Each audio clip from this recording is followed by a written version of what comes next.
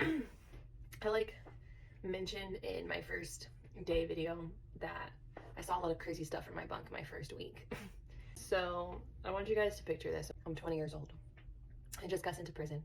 I'm at a maximum security prison, and the dorm I'm in is mostly people who are doing their time already, and they're permed out at that compound.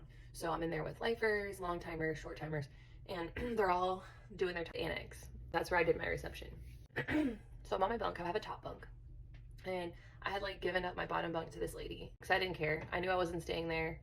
I was young and spry, right? And honestly, for the most part, I do like top bunks because you don't have to worry about anybody sitting on your bed when you're not there. If you have a bottom bunk and you're not there, the side bunk, you might have a friend over and they could be sitting on your bunk. No, ma'am. I'm not a fan of that. So top bunk is pretty much where it's at.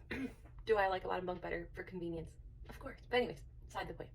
I'm on my top bunk and I'm sitting there reading my book, and I look up, I hear arguing, and I look up, and there's this very tall stud.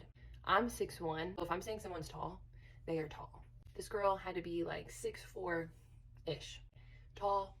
I guess she used to have dreads, but she cut them off for her mom or something. But she's bald. Bald-headed, looks like a man, tall. All right? She's arguing with her little Spanish girlfriend. I don't know what they're arguing about. I just got there. I don't know all the tea, right?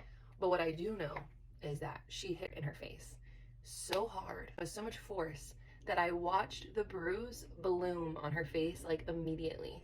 And look over, and the guards are in the bubble chatting. They don't care. I'm like, oh my god. That's so scary. I was like, no. So that happened. And then I was playing spades with some people, and I don't know these people. I just met them, right? And they're like, you want to play spades? And I was like, that'd be something to do, right? So I'm in the day room playing spades, and I don't remember exactly what happened, but I must have said something I shouldn't have.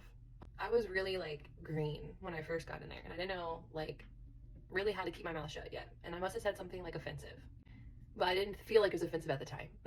So this lady heard me. I think I might have called her a miserable bee. Okay.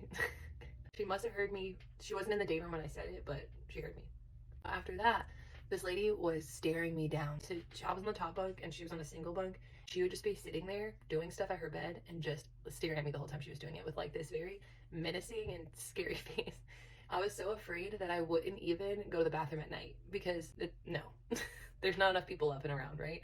So I didn't care. If I had to pee real bad, I was just holding it because I'm not going in there. I was scared. She would be like cleaning. She would take the mop bucket and like do laundry in the mop bucket. She'd be like at her bunk with the laundry and just like doing laundry and just staring at me. Terrifying. And then also when I was playing spades,